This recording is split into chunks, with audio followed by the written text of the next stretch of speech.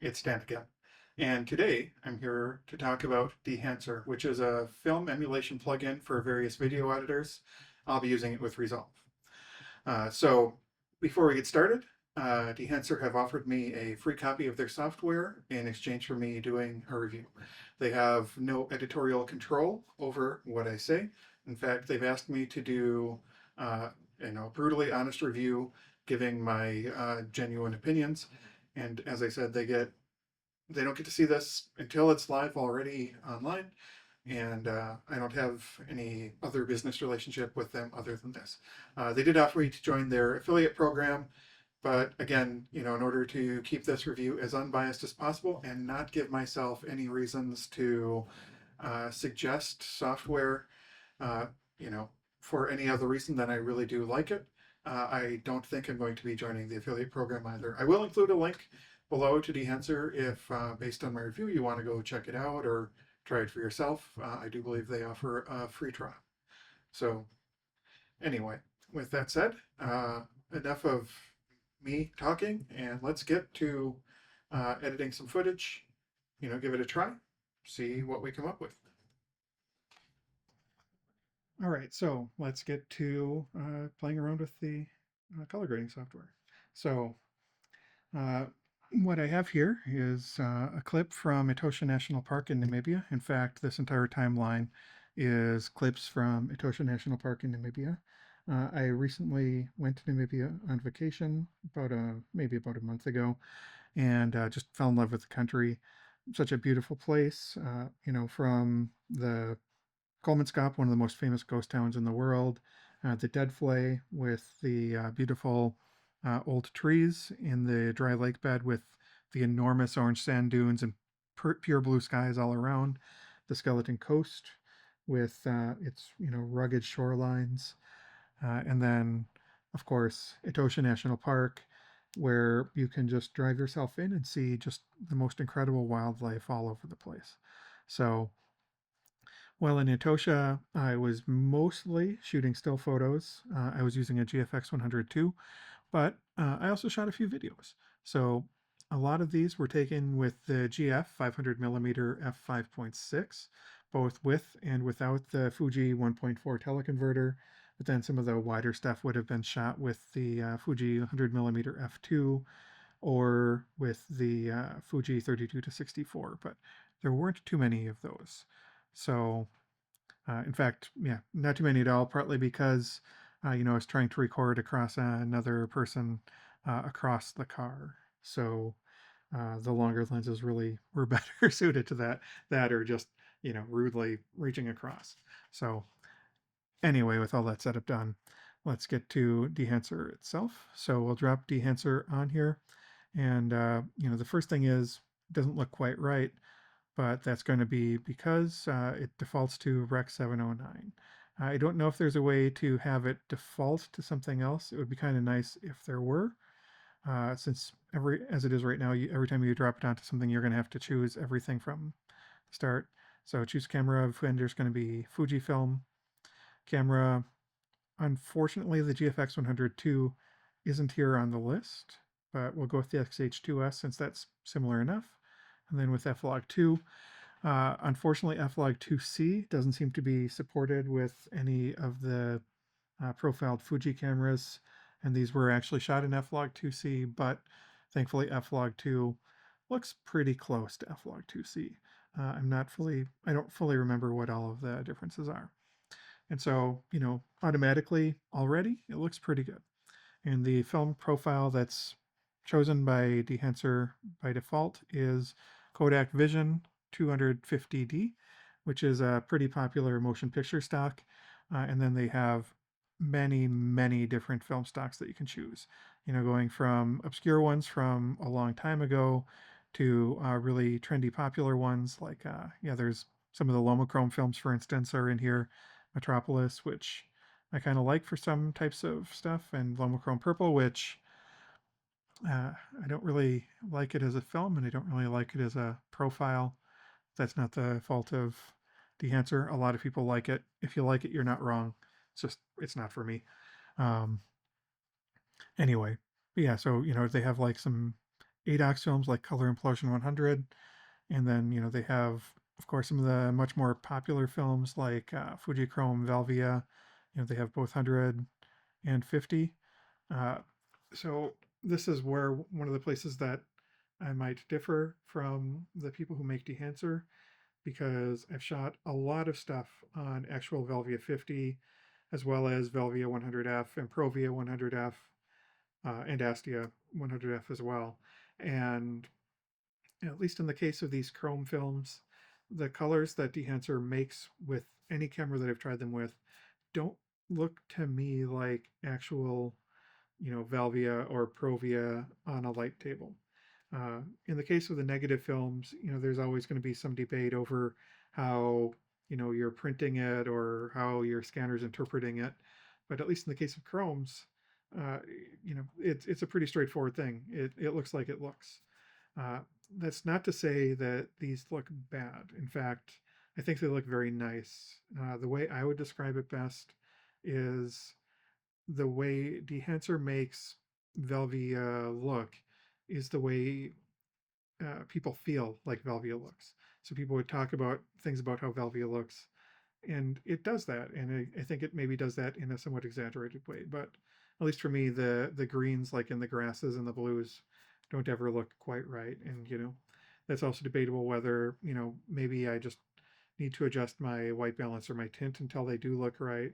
But at some point, if I'm doing that, then I'm not sure why I would have a plugin that claims to be making it look like something. So anyway, at least for me, that's the case.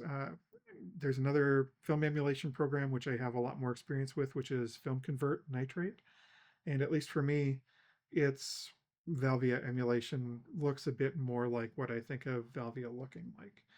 But other than that, like I said, both look nice.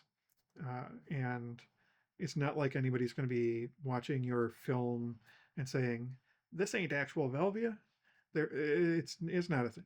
The main thing is that it looks nice and that you understand the characteristics of what you're using. So anyway, so for this, let's stick with Velvia for the stuff for Etosha National Park. And so then we can go down here, and they also have some film developer options where you can, for instance, boost the contrast, or you can boost the saturation on the color. Oops, I turned that off. Yeah, boost the saturation on the color. That's ridiculous. Don't ever do that, please. But, starting from the 0 point, on this, maybe I would tweak the color a little bit up, maybe bring up this contrast just a little. Maybe there, give it a little more pop. Film compression. Let's take a look here. So uh, a lot of these don't seem to do much. I personally don't actually use that much.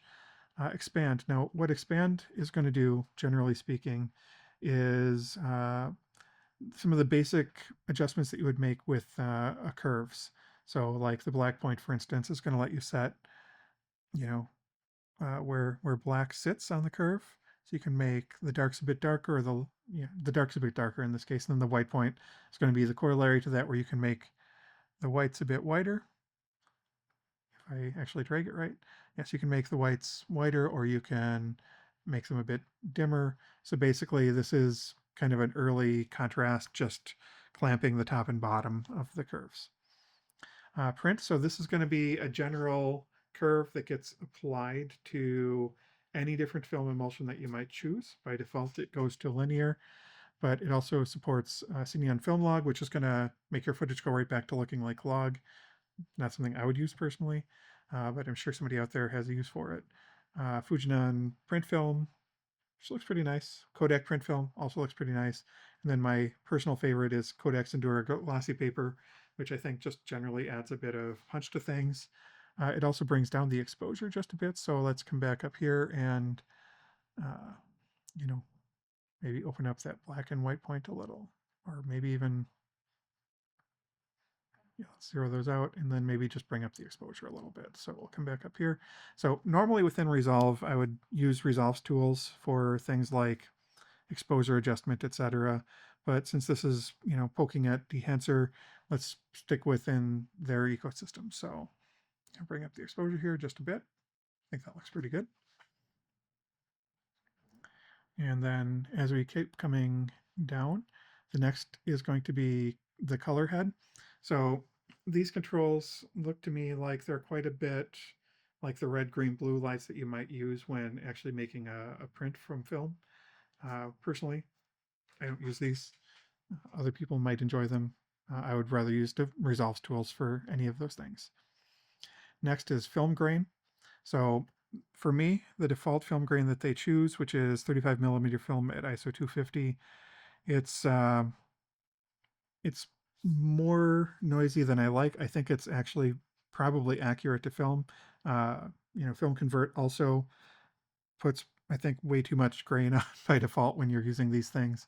But it starts out at 35 or 30 here, and I'll just put it to 15. I think that generally looks pretty nice. And then halation and bloom. On this particular image, they're not going to do much. I actually don't use them too often.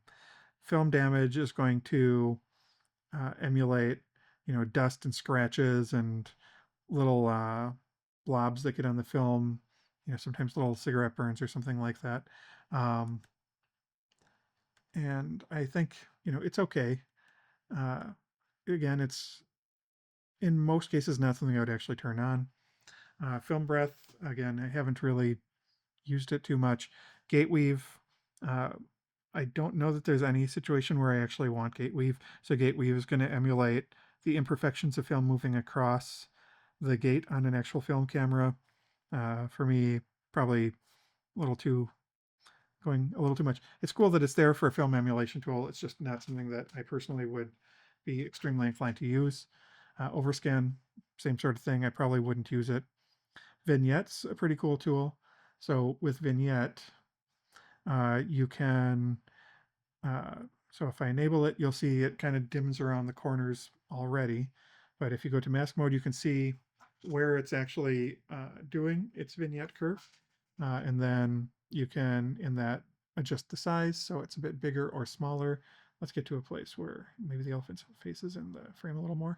Okay, so there's the elephant's face. You can choose how much it feathers. I actually rarely change this. I like it to be a softer vignette, but you can make it a harder vignette if you wanted for some reason. And then the aspect ratio is going to let you choose if it's more horizontally oval or if it's more vertically oval or if it's perfectly circular. And then the center X and Y, these are adjusted in very small numbers, but so like if we go to negative 0.3, that's going to put it a little more centered on where the elephant's face is now. And then if I turn off mask mode, you'll see that it stays bright around the face. If I push down the exposure here, you'll see, especially near the hindquarters, the elephant is getting pretty dim, as well as in the corners in front of the face. Uh, Again, vignette, not really something I would probably use for this particular image, but yeah, it works well. It does about what it should. Monitor is going to give you, the ability to turn on false color here. It's also going to let you know where things are clipped. In this case, nothing's clipping, but yeah, a lot of times, you can see if the shadows are clipped or whatever. Again, for a grading tool, this is not necessarily something that I would use, but it's cool that it's there. Total impact is going to let you adjust the amount that the uh, plugin is actually being applied. So you can bring it down to 0 and you've got your log image just like it came out of the camera, bring it back up to 100 and you've got the full impact. Again, this is not something I usually would tweak. The LUT generator. So with a LUT generator, you can basically generate something that's going to emulate all of the curves that are applied to the image, but it's not going to have all of the effects that Film Convert can apply. So you won't have things like, for example, grain applied, or if you want the halation or the bloom, those aren't going to be there in a LUT, but at least the curves will be there. So if you wanted to generate a LUT to somewhat match what you're outputting, then it can do that. And then, yeah, and the options, then you've also got, normal, which is fast, and then there's also a high quality option, which is slower, they say. For me, the fast usually looks pretty good already. I think if I were doing export of like a big thing for, a short film or something like that, then I would probably be inclined to use the slow. But especially for something on YouTube, I might just never change away from fast. So anyway, yeah, so that's the various options. So let's come back up to the top. So we're on value 50. I think this elephant looks pretty nice like it is. Playback is pretty nice and smooth. Sorry about my shaky hands. Almost everything I shot was handheld in this place. A couple dust spots on the sensor as well. Scrolling ahead, here's the giraffe head. So if I apply that same saved LUT to it, um, again, I'm a bit shaky trying to track the giraffe while it's walking. Guess I gave up on that one pretty quickly. Here's a giraffe staring dead bored at the camera, staring at my partner and I, and yeah, that's cute giraffe. I mean, like, I could probably just play with this, throwing what's on these critters all day long and never get too sick of it. Yeah, and this was at a watering hole that we went to on a whim and turned out to be just about the best decision we ever made because there were so many giraffes drinking and other animals. And I'll get to one in a minute that just made me beyond happy. And yeah, I have a few, fast grades that I had thrown on these when I was just getting ready to do this review and was playing around. So if you've never seen a giraffe drinking, it's not the most graceful looking act, but I think extremely charming for it. Made me awfully happy to see that. And, if you've never seen two giraffes drinking with other giraffes walking behind them, have you even lived? I think, so the giraffes in the back seem to be kind of keeping an eye out for predators or uh, maybe I'm not sure what, but while the giraffes in front are able to take a minute to drink from the watering hole. And then some ostriches also came by. Very cute animals in a homely kind of way. And the way they drink also a little bit awkward. Kind of fun to watch though, with the head dipping down in the water like that. And maybe the best thing when they showed up, sets of grades on these, is there were baby ostriches as well. Like, look at those cuties, and look at my shaky hands. But I think I'm able to get a little smoother on at least one of these, hopefully.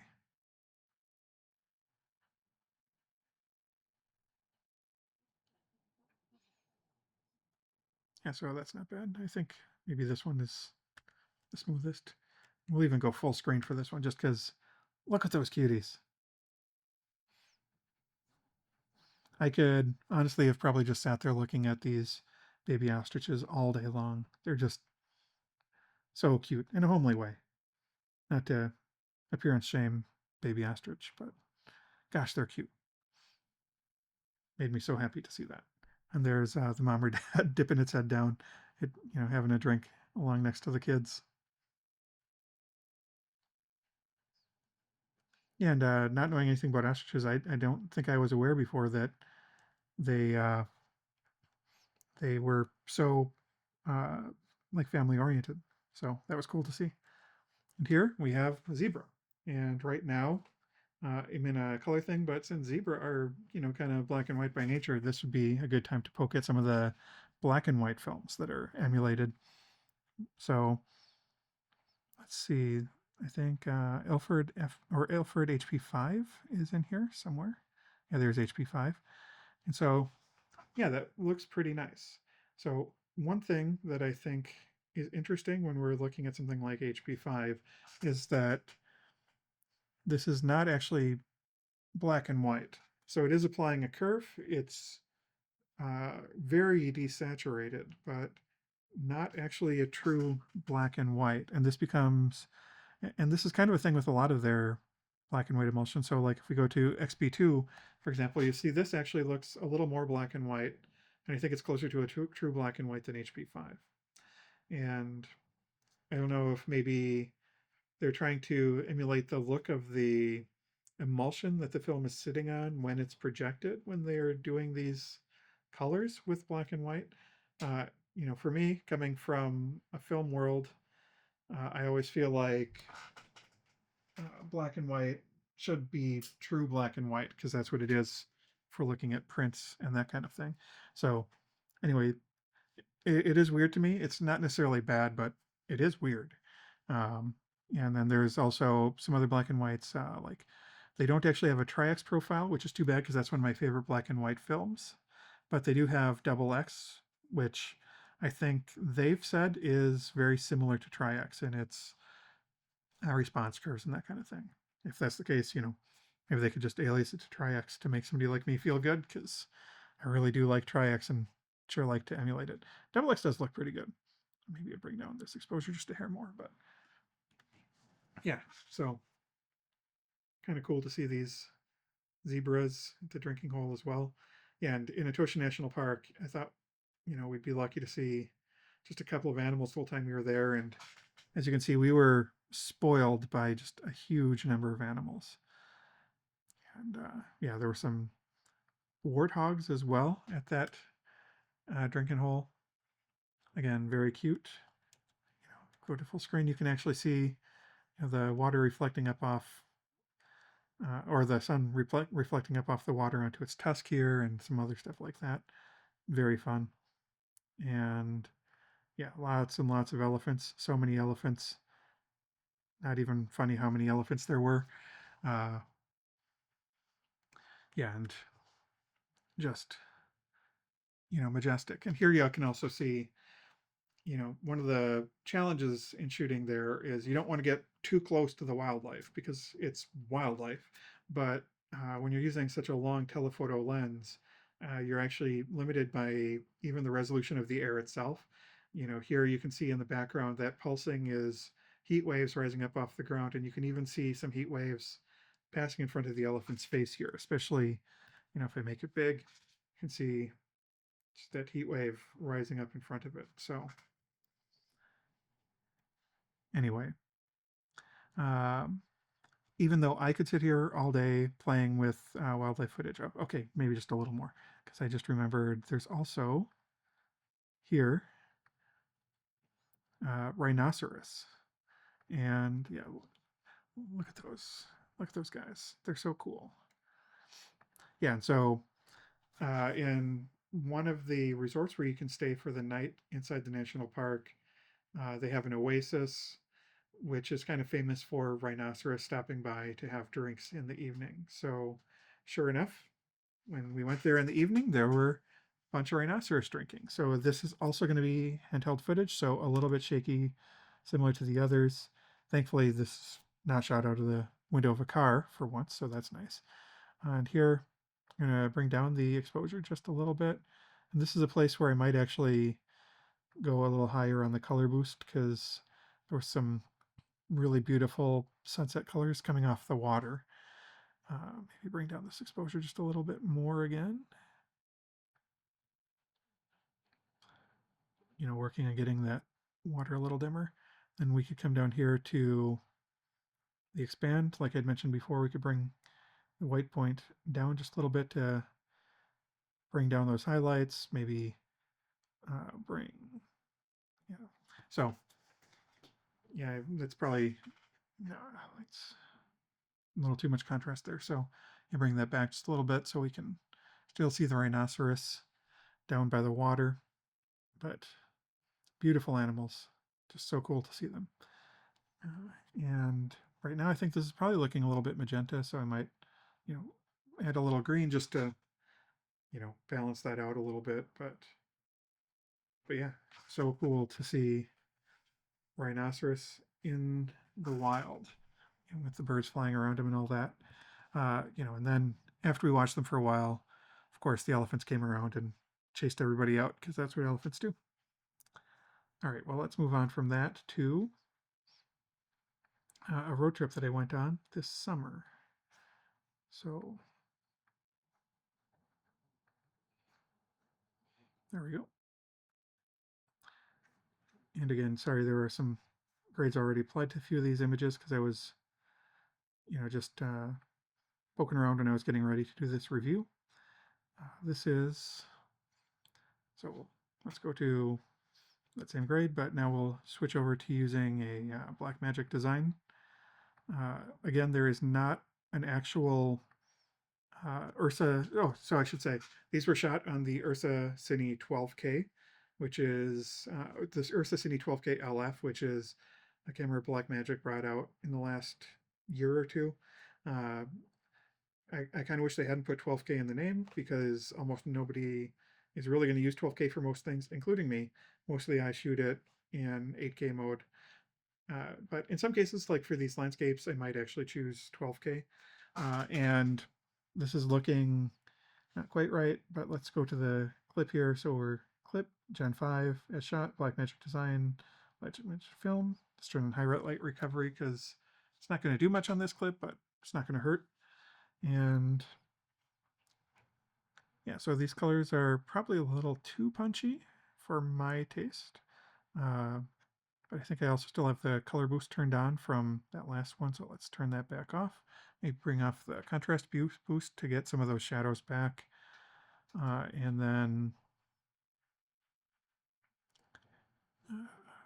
let's see the expand. So let's just keep those set to default. And yeah, so this is an overlook somewhere in Montana near Garnet Ghost Town. And that was kind of a cool place to be. It's another sunset-y kind of shot. Coming into nighttime, a bit underexposed here. Bring up the ISO to 3200.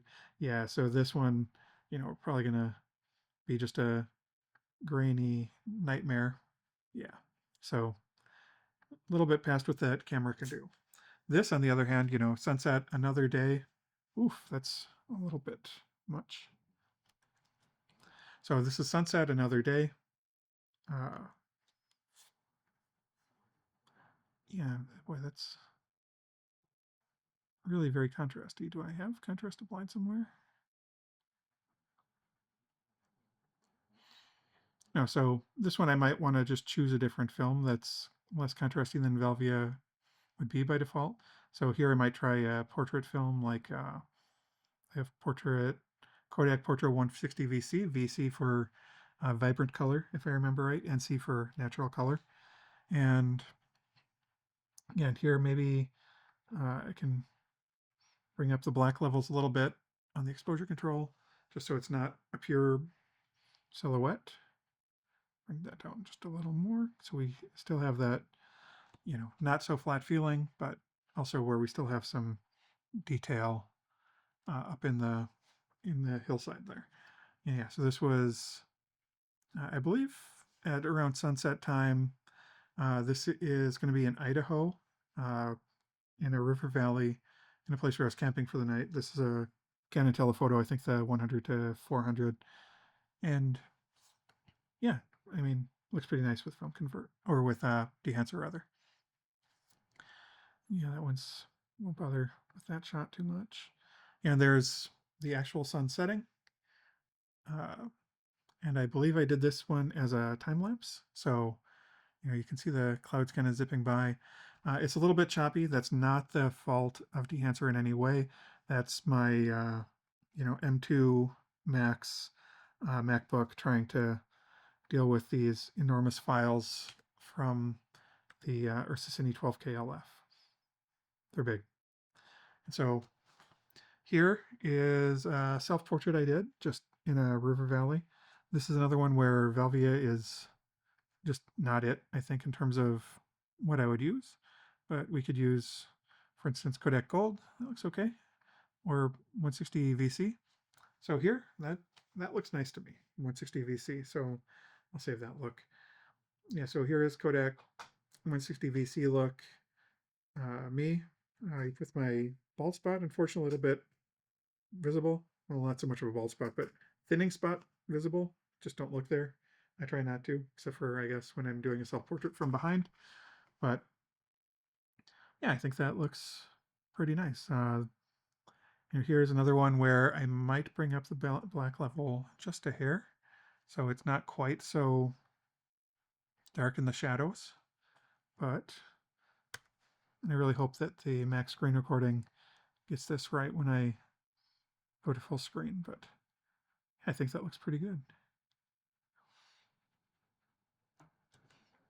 And what I didn't realize at the time that I was shooting these is the reason it was so hazy that morning was there was actually a very big forest fire just not maybe not like 2 or 3 miles away, but closer than I would have liked. So I wasn't able to take the roads that I wanted through the backcountry.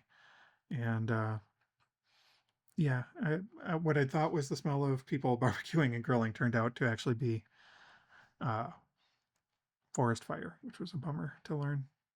All right, so here's some water rushing over rapids, probably a little bit overexposed there. So let's bring the ISO down just a bit more. And here, so this one's at normal speed. I think I also have some slow motion of that somewhere.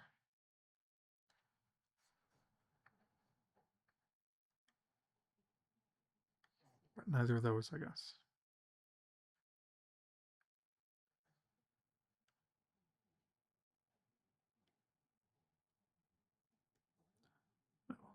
Anyway, moving on. So this is one of the kind of cool things that they have there.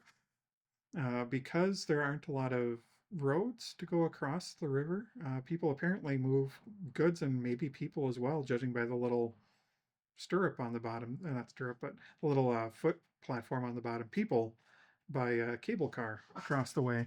It seems to be locked up.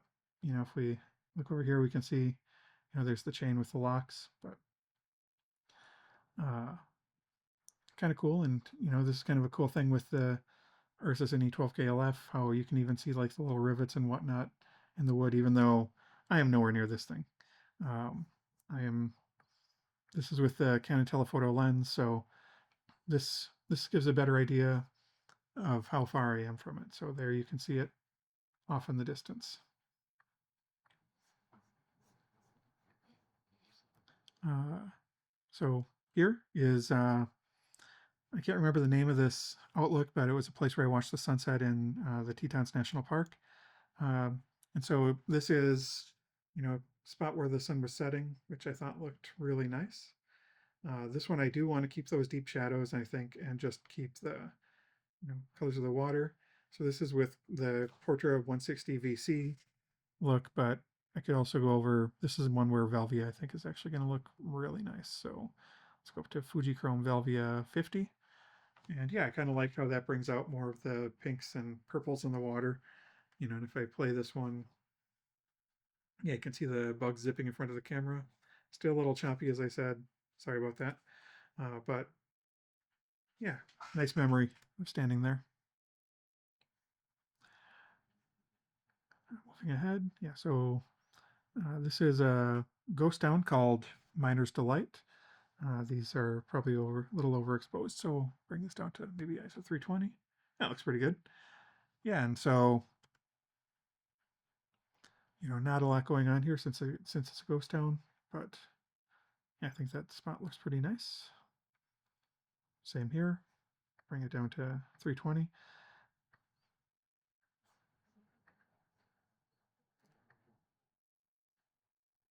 And then, so here's another spot where I went. I already have a grade applied on this one, but this is a natural bridge park in Wyoming somewhere.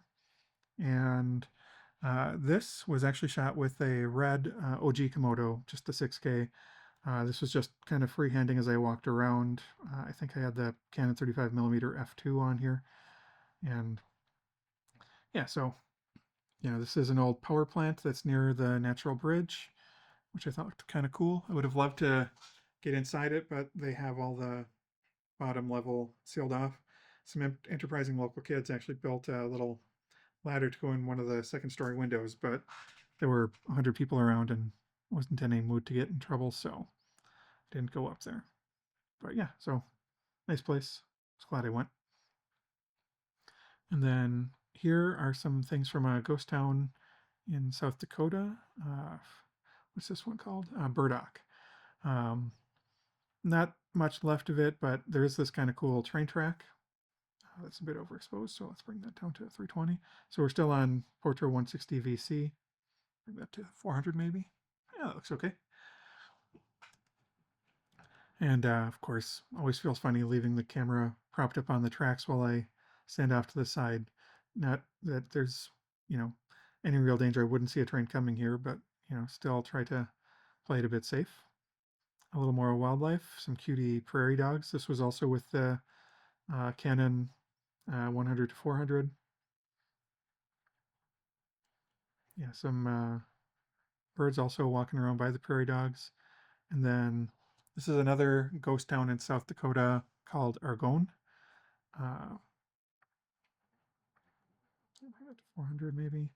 Yeah, so again, there's not a whole lot going on there, but my favorite thing in Argonne was that there's this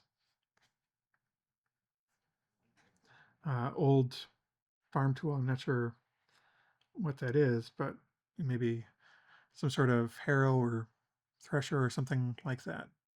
And yeah, it had these cool spikes on it. And it's just sitting out in the middle of a field with all this grass around it and leaves, getting the grass is getting blown around. Yeah, so yeah, I like that little spot in the ghost town quite a bit. Inside the house, not that interesting. And yeah, so finally, we're gonna go to. I started. I proposed to a friend who was in town from California that we should make a small music video because she makes music. So we went down to a place that's located a little bit south of the Twin Cities where I live, called Hot Sam's Antiques and Collectibles, where they have this antiques park outside, and you can pay them a few bucks, and they'll let you go film out in their yard. And so we did, and this was with the Ronin 4D 8K.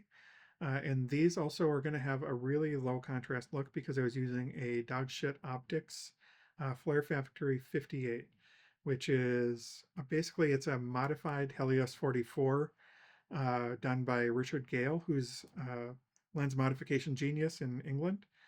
And he removed, and well, so there's different formulas you can get to have them made. In this case, it's one where the original aperture is removed, which makes it a slightly faster lens at f1.9, but also he's also stripped away some of the lens coatings and stuff, which makes the lens flare even more, which the Helios is already a lens that flares. So you're taking a lens that's already known for having a lot of character and just piling more character on top of it. So anyway, so let's scroll back to another spot in this. So this is one of my favorite little shots that we did. So here I've already applied a grade to this. This is using the Kodachrome 64, which they list as experimental. For me, the Kodachrome looks a little bit more magenta than I think normal Kodachrome actually looked, but I might also be forgetting I didn't shoot that much K64. They discontinued it many years ago. But yeah, so K64 using Endura glossy paper. Here I've actually increased the amount of grain to 40%, and I've turned on film damage because I think for this particular subject matter and the general vibe we were going for with this video and like I said, the Flare Factory lens with lots and lots of character, I think it works pretty well. And so here you can see some of the film damage that's applied. Uh, yeah, like little bits of dustiness and whatnot there. And if I hit play, she'll spin around. So we're on a merry-go-round. I'm shooting in 4K at 120 frames a second. And I'm sitting down while she stands. And yeah, here you can see that we're getting near the sun. So you get that great big, beautiful flare.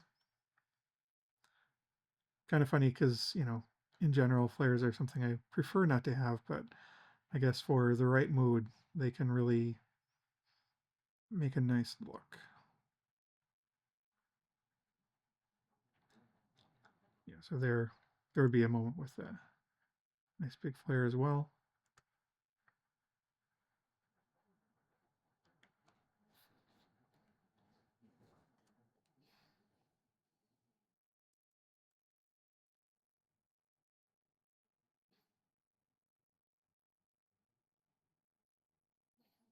And yeah, that's again just a nice big flare. So I like that look a lot.